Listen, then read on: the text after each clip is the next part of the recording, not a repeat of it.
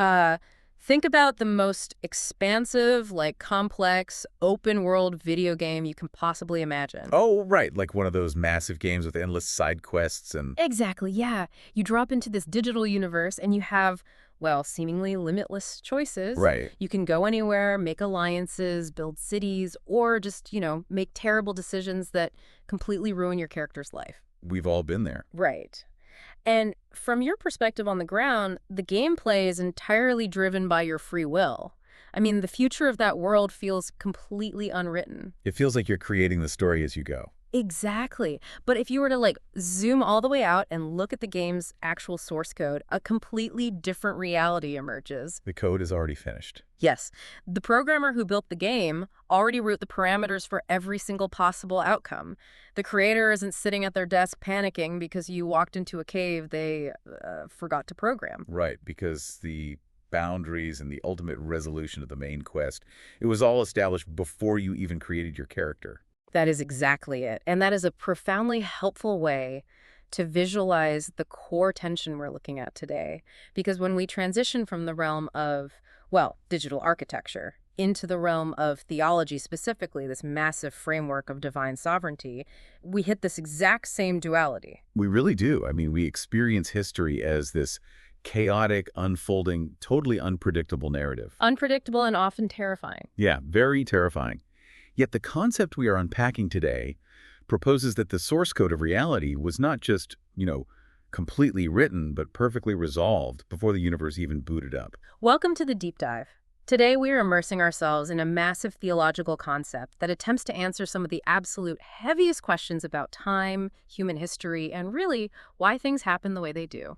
And our guide for this exploration is a fascinating stack of material. We've got a detailed manuscript and a highly comprehensive infographic chart, and both of them are titled The Divine Purpose and Counsel by Chris R. Velasquez. Right. And to be entirely transparent up front, our goal today isn't to tell you what to believe or to, endorse a specific religious worldview. No, not at all. Whether you personally subscribe to these theological views or you're just, fascinated by how massive philosophical frameworks try to map out the problem of human suffering and existence, our mission is simply to dissect the architecture of this author's argument. We want to see how this specific lens attempts to transform human history from what feels like a sequence of random, brutal accidents into a purposeful, unfolding tapestry. Exactly. And the premise that immediately demands attention here is this assertion that the central message of redemption in the Bible, the gospel, it was never an emergency response to a sudden disaster. Right. It wasn't a patch that the creator had to hastily code when humanity went off script and rebelled. Yeah, instead, the author argues it was the unveiling of a purpose that was fully formed before time even existed. Before a single star burned. Man, that specific imagery is staggering. Before a single star burned. He really reframes everything. It does. But let's look at the mechanics of how this framework actually defines the starting line of existence. Because to understand a plan that exists before time, we first have to, understand the nature of the entity making the plan. Right. The manuscript begins with a premise that requires a complete mental reset. It basically says God is not part of the universe. Which, sounds kind of obvious on the surface, but the philosophical implications are massive. Oh, totally. The author anchors this in the opening sentence of the Bible, Genesis 1:1. In the beginning, God created the heavens and the earth. Right, the very first line. Yeah. And the text points out that this sentence quietly establishes a hierarchy of reality. Scripture doesn't begin with humanity trying to figure out the cosmos. Right. It doesn't start with us. Exactly. It begins with a prior reality, a living, self-existent entity who needs absolutely nothing. And the manuscript breaks this prior reality down into 4 foundational pillars, right? The eternal being of God, his eternal purpose, his eternal counsel, and Christ at the center. Those are the 4, yes. I want to linger on that first one for a second, the eternal being. Because the text references Exodus 3:14. That's the famous burning bush moment, right? Yes, where Moses asks for God's name. Right, and the response is, I am that I am. It also points to Psalm 90, referencing a state from everlasting to everlasting. Which is a mind-bending concept on its own. It really is. But the crucial phrase the author uses here is that God is being giving, not receiving. Help me unpack the actual mechanism of that distinction. What does it actually mean to be being giving? Well, it comes down to the origin of existence. Think about it. Every single thing we interact with you, Me, the microphone sitting in front of us, the entire solar system, it all has a derived existence. Meaning we got it from somewhere else. Precisely. We received our being from something else. We are born, we grow, we're shaped by our environment, and, well, eventually we decay. Yeah, sadly. Right. Our existence is entirely dependent on external factors, so we are what you would call being receiving. Okay, I follow that. But the framework defines God as uncaused. He does not draw energy or life or identity from anything outside of himself. So he's entirely self-sustaining. More than that, he is the infinite well from which all other reality is drawn.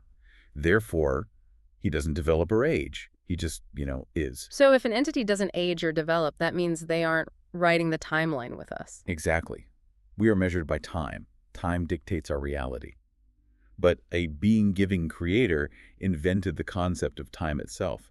Therefore, he sits entirely outside of it. Wow. Which brings us directly to the second and third pillars, right? His eternal purpose and his eternal counsel. Right. If a being exists completely outside of time, how does that fundamentally change the nature of a plan? Because, my concept of a plan is incredibly fragile. How so? Well, I plan to go to the grocery store later, but that plan is totally contingent on my car, starting, the weather, and honestly, my own energy levels. Right. Your plans are inherently reactive to your environment. Exactly. A human plan is basically just an educated guess about the future based on present variables. That's a great way to put it. But an eternal counsel, according to this theology, is entirely non-reactive. Because there's no future to guess about. Yes, it is deliberate, comprehensive, and perfectly sovereign. The manuscript points to texts like Acts 15.88, stating that all his works are known to him from the beginning of the world. So there's no waiting around to see what happens. None at all. And it cites Isaiah 46.10, where God declares the end from the beginning. If an entity is outside of time, looking at the entire span of history as a completed whole, they aren't waiting to see how things play out. They aren't making adjustments based on new data. Exactly. There is no new data to an eternal being. So going back to that video game analogy from the start, the programmer isn't surprised by the final boss fight because they literally designed the parameters of the final boss fight. Right. The beginning, the middle, and the end are all simultaneously present in the code. And the manuscript emphasizes that the center of this pretemporal source code isn't just an abstract philosophical idea, but a specific person. Yes, the fourth pillar. Christ at the center. Right. It points to 1 Peter 1.20, noting that Christ was foreordained before the foundation of the world. Which means the ultimate resolution redemption was planned in eternity, even though it was executed in human history. Okay, so the rescue mission was drafted before the danger even existed. That is the theological anchor of this entire perspective. But wait, this immediately introduces a massive, unavoidable collision. The problem of evil. Yes. If the entire timeline is perfectly resolved in the source code before time begins and the rescue mission is already written, that means the disaster requiring the rescue mission was also written. That is the logical conclusion, yes. We are talking about the fall of humanity, the rebellion, the entrance of suffering, pain, and evil into the universe.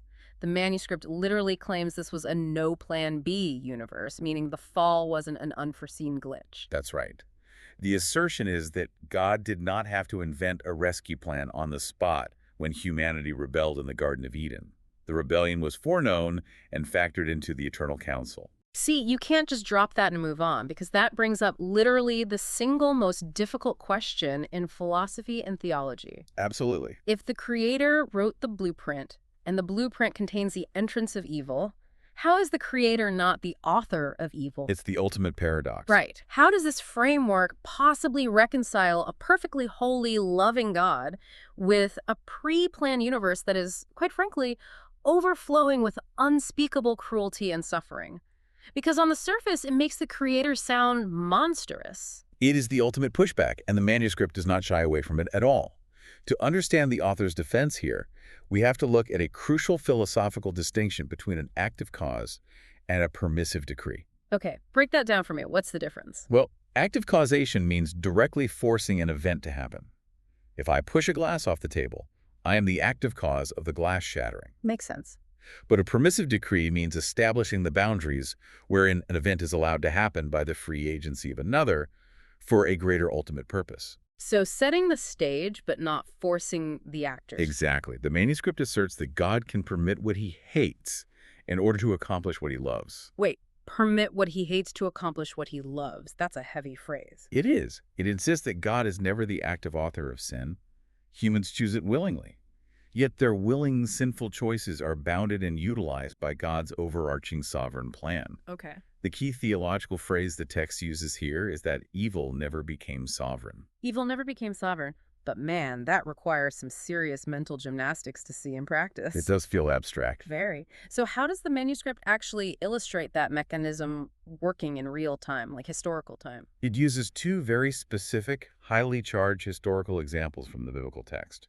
The first is the story of Joseph in the book of Genesis. Oh, right. The coat of many colors. Yes, that Joseph. So his brothers are deeply jealous of him, right? So they violently attack him, throw him in a pit, and basically sell him into slavery. Which is just horrific. It is a calculated, wicked act born entirely of human malice. Right. But decades later, through a really wild series of events, prison, interpreting dreams, all of that, Joseph becomes the second most powerful man in Egypt. And he ends up saving his entire family, including those same brothers, from a devastating famine. Exactly.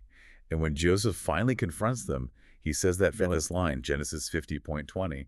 What does he say? He tells them, "You meant evil against me, but God meant it for good." Okay, let's look closely at the phrasing there. God meant it for good. It doesn't say you did something evil and God had to scramble to fix it. No, it doesn't. It says God meant it, as in intended it. That is the absolute crux of the argument. The exact same historical event was occurring on two completely different planes of intention simultaneously. Two planes at once. Yes, on the human plane, it was an act of pure malice, and the brothers were entirely morally accountable for their cruelty. They chose it. Right.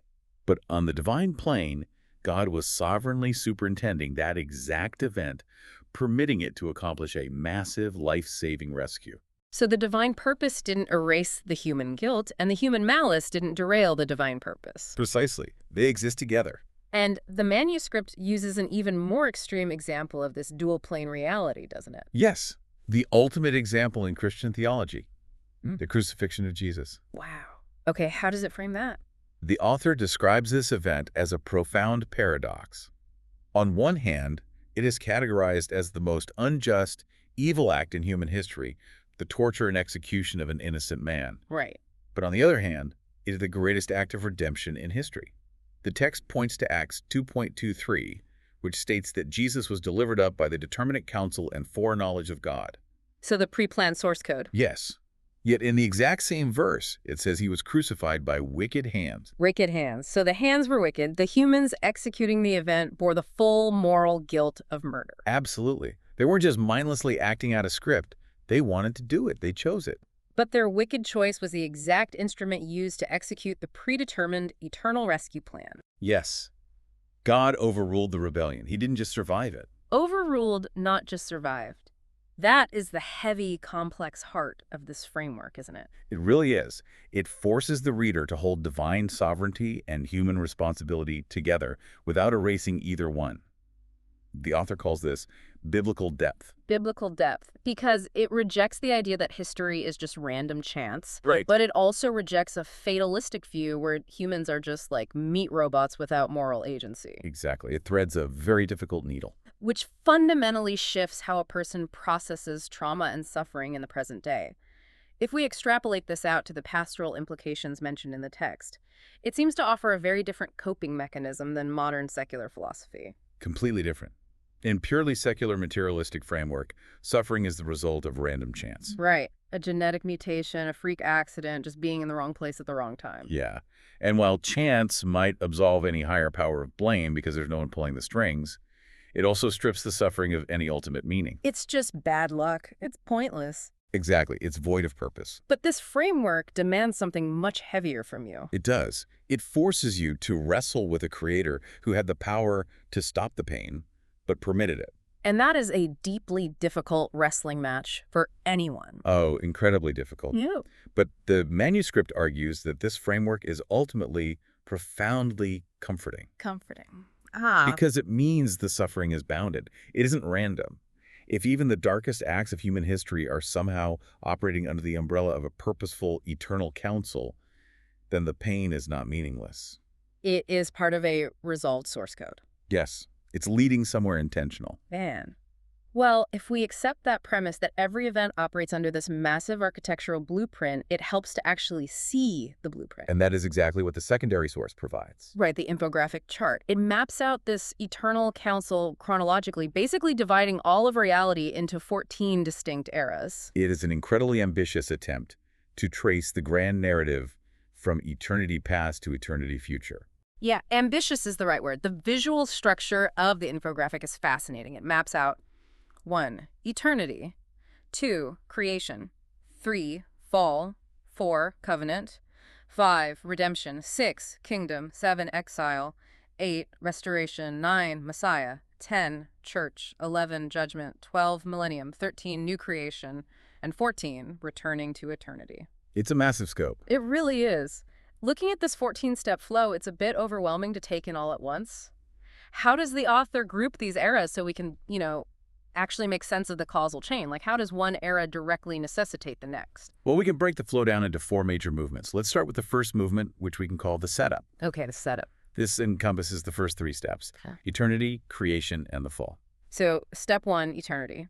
The manuscript notes that before the world existed, there was perfect triune fellowship between the Father, Son, and Holy Spirit, and it cites John 17.5 for that. Yes. Why is this detail important? I mean, why does it matter what God was doing before creation? Because it establishes that the motivation for creation was not loneliness or need. Oh, interesting. Right. Right. Because if a solitary deity is lonely, they need to create a universe to have something to love. Which makes the universe a necessity for God's happiness. He's dependent on us. Exactly.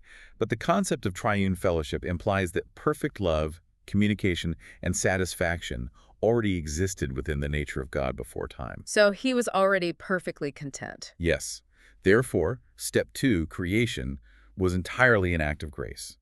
God didn't create the universe because he needed an audience. He created it to share the overflow of his own glory. Wow. And the manuscript uses the term dependent reality to describe creation in step 2. Yes, which directly contrasts with God's being-giving nature that we discussed earlier. The physical universe is not self-explanatory. It requires a sustainer. Because it's dependent. Right. And because it is dependent, it is vulnerable, which leads directly to step 3, the fall. The created order is marred by human rebellion. But as we established with the no plan B concept, this doesn't defeat the overarching purpose. Not at all. In fact, the manuscript points out that the promise of a redeemer is introduced immediately in Genesis 3.15.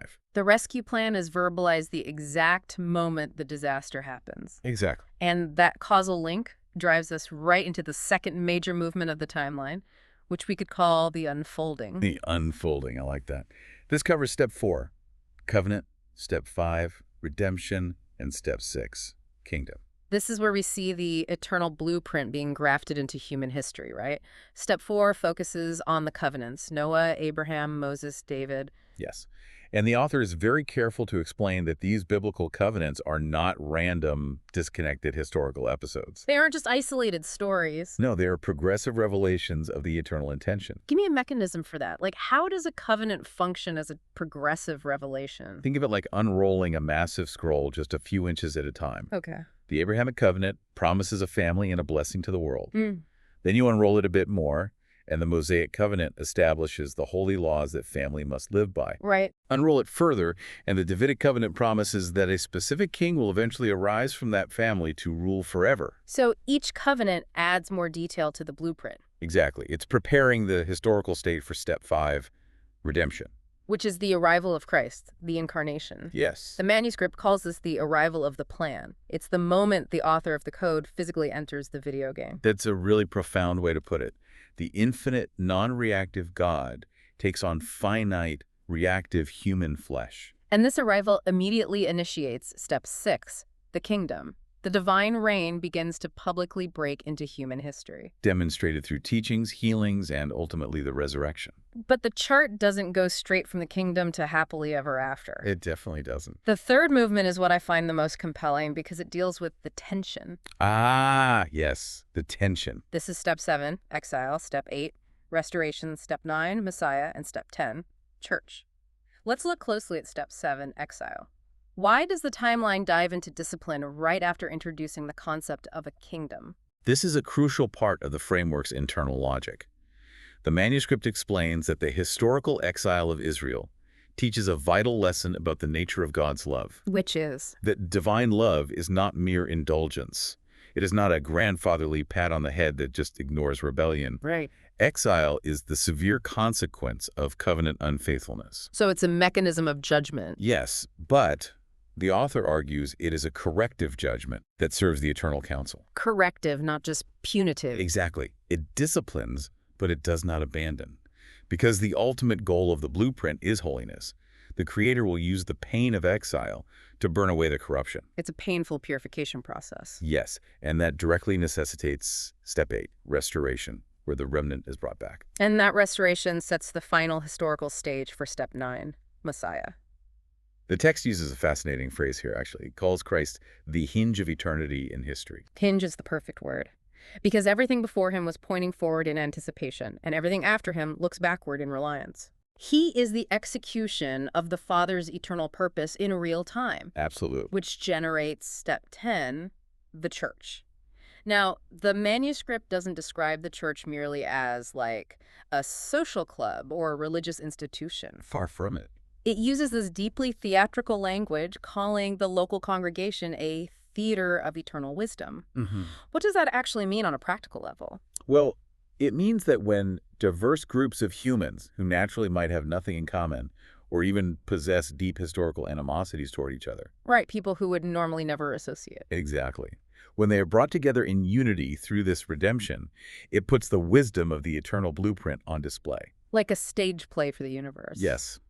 To the outside observer, it might just look like an ordinary gathering in a mundane building. Just people singing songs. Right. But according to the framework, it is the present historical manifestation of a community that was conceived before time began. Wow. That reframes the mundane into something incredibly weighty. It gives it cosmic significance. And that weight continues into the final movement of the chart, the consummation.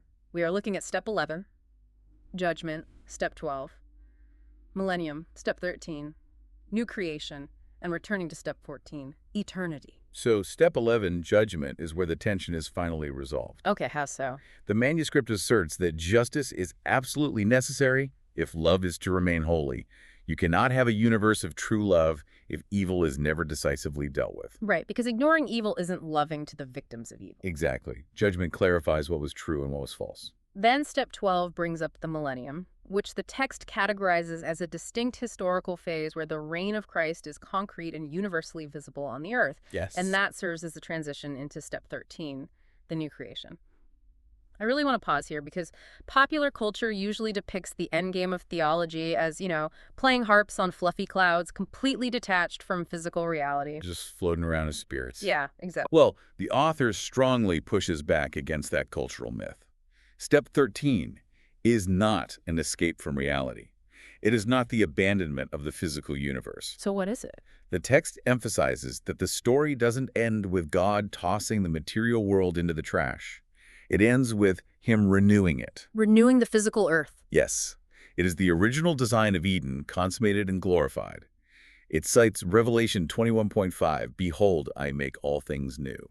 So the physical universe is finally brought into complete alignment with the pre-time source code. Exactly. Which lands us at step 14, eternity. Mm-hmm. God brawls directly with humanity, and the purpose plan is enjoyed beyond the constraints of time in undiminished glory.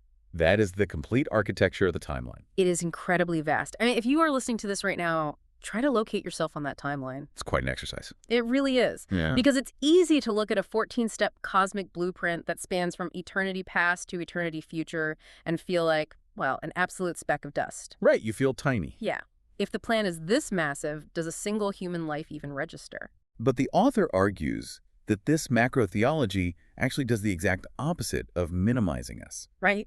It gives immense, staggering weight to our micro-histories. And that transition from the macro to the micro is where the manuscript moves into its practical implications. It explores how this massive framework shifts the gravity of the ordinary daily human experience. Which is where the rubber meets the road. Totally. The text details 6 specific practical implications: worship, assurance, suffering, ministry and leadership, discipleship, and mission. Yes. Let's dive deep into the implication of assurance. The author uses a highly loaded theological term here, eternal election. It's a very heavy term. He connects this concept directly to our sense of security. But for anyone who isn't, a seminary graduate, what is the actual mechanism of election in this context? Because to modern ears, it sounds like God just randomly picking a VIP list for an exclusive club. It does sound like that, and it's a vital question. Mm. The manuscript points to Ephesians 1.4-5, arguing that election is the ultimate expression of grace, not a demonstration of human favoritism. Okay, unpack that. How is it grace? Well, if we go back to the being giving versus being receiving concept, humans are entirely dependent. If your ultimate standing in the universe, your salvation, relies on your own initiative, your own willpower, or your own ability to remain emotionally devoted. Then you are standing on shifting sand. Exactly. Your confidence is entirely hostage to your daily fluctuations. Because I am inherently reactive and unstable. I mean, some days I feel incredibly spiritual, and other days I'm just annoyed at traffic. We all are. But the mechanism of eternal election, as defined by this framework, means that God's choice to redeem a person was made in eternity past. Before they even existed. Right. Independent of any foreseen merit or worthiness in that person. It wasn't based on how good you would be. So it's not a VIP list based on performance. No, it is the anchor of unmerited grace. The author writes that a salvation rests on God's eternal purpose, a decision made before the foundation of the world, then your security is anchored in something outside of yourself. It's secure because God's unchangeable purpose stands. Exactly. Not because you are perfectly steady. That dramatically alters the psychology of belief. I mean, it replaces a performance-based anxiety with a deep, grounded assurance. It takes the pressure off your own perfection. And I see how that psychological shift would directly bleed into the next practical implications: ministry, leadership, and discipleship. Oh, absolutely. The text offers a very sharp critique of modern institutional religion here. Yeah, it argues that under this framework, Christian leaders are not managers of religious brand identity. Which is such a brilliant phrase. It really is. It attacks the corporate, metric-driven mindset that evaluates spiritual success purely by crowd size, budget growth, and, social media engagement. Because if the outcome is anchored in an eternal decree, it shifts the metric of success away from speed and popularity and entirely toward faithfulness. It's just being faithful to the blueprint. Right. The author explicitly notes, the counsel of God is not hurried. Leaders are servants of an eternal purpose, not CEOs trying to aggressively expand a market share. That is so freeing. And for the everyday listener, the text describes discipleship as an eternal alignment. That's a beautiful concept. I love it. It means that your hidden moments, the quiet choices to forgive someone when absolutely no one is watching. The unseen moments of integrity at your job? Right. Or even the private tears you cry in frustration. None of it is insignificant. It is all being woven into the grand 14-step architecture. The mundane becomes sacred because it is part of the unfolding plan. Which brings us to the final practical implication: mission. Ah, yes. And here I have to throw up a massive red flag because there seems to be a glaring logical contradiction in the text regarding application and mission. Okay, let's hear it. If the blueprint is finished, if God already knows everything, Right. if he has eternally planned who will be saved through this concept of eternal election, why bother with evangelism at all? Classic objection. Right. Doesn't the assertion of a fixed outcome make human effort completely redundant? Why would anyone go on a mission or try to convince anyone of anything if the ultimate results are already permanently locked in the source code? It is the most common and historically persistent objection to the doctrine of divine sovereignty. I mean, it seems like a plot hole. It does on the surface. Yeah. It assumes that if the end is determined, the means don't matter. But the manuscript addresses this head-on, and the synthesis is truly fascinating. Okay, how does it resolve it? It points directly to a historical event in Acts 18.10. Set the scene for us. What's happening there? The Apostle Paul is in the city of Corinth. He's facing intense, frightening opposition. He's likely exhausted and tempted to just abandon his mission and leave the city entirely. I mean, who wouldn't be? Right. Oh. But God speaks to him and tells him to keep speaking, to not be silent. And the reasoning God gives is crucial. What does he say? He says, "For I have much people in this city." Wait, look at the sequence of that logic. God doesn't say, keep speaking so that we can hopefully win some people over. No. He says, he already has people there. The outcome is assured. Precisely.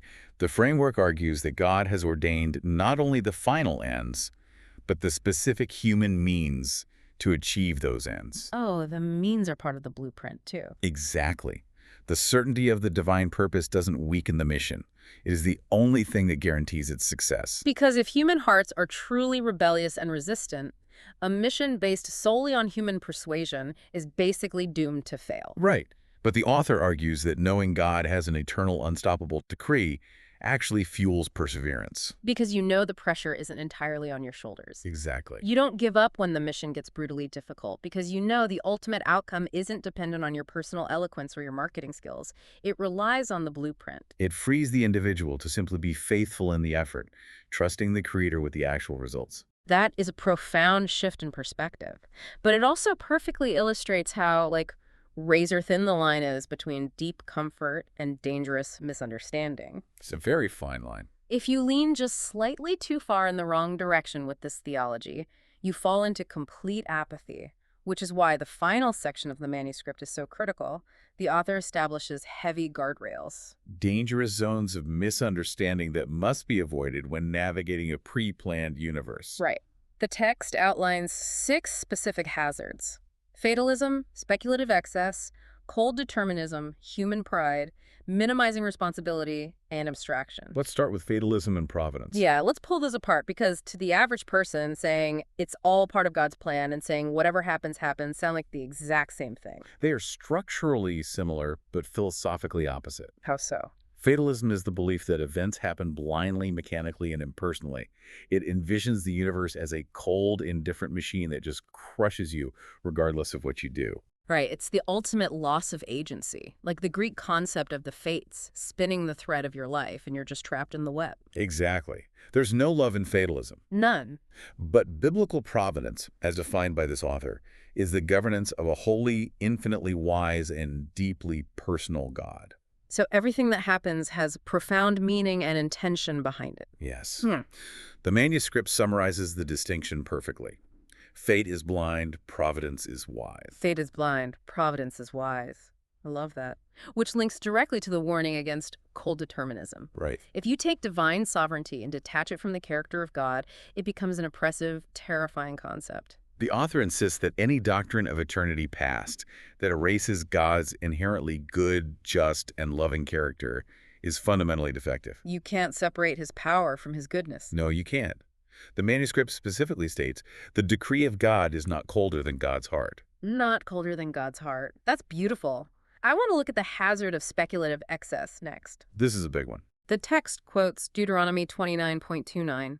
The secret things belong to God.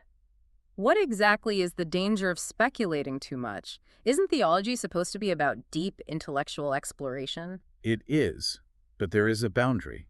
Speculative excess happens when humans demand access to the entire source code. Ah, I see. It's the arrogant assumption that our finite, time-bound brains can mathematically map out every hidden detail of an infinite God's eternal decrees. It reminds me of the video game analogy again. How so?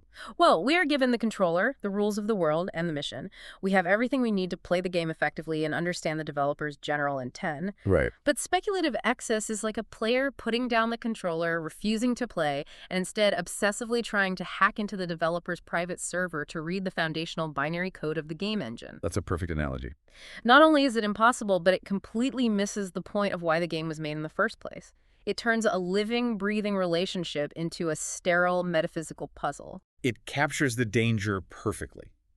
It isolates theology from actual obedience. And that kind of intellectual obsession usually brings the next hazard, human pride. Which the manuscript fiercely warns against. Very fiercely. Because if you understand the doctrine of election properly, it should completely crush your ego. It is designed to produce profound gratitude, not spiritual elitism. Right. If grace truly began in eternity past, completely independent of your intelligence, your morality, or your religious performance, then absolutely no one has the right to boast. You didn't figure it out because you were smarter than everyone else. It was decreed. Exactly. And we've already covered the hazard of minimizing human responsibility earlier. Right.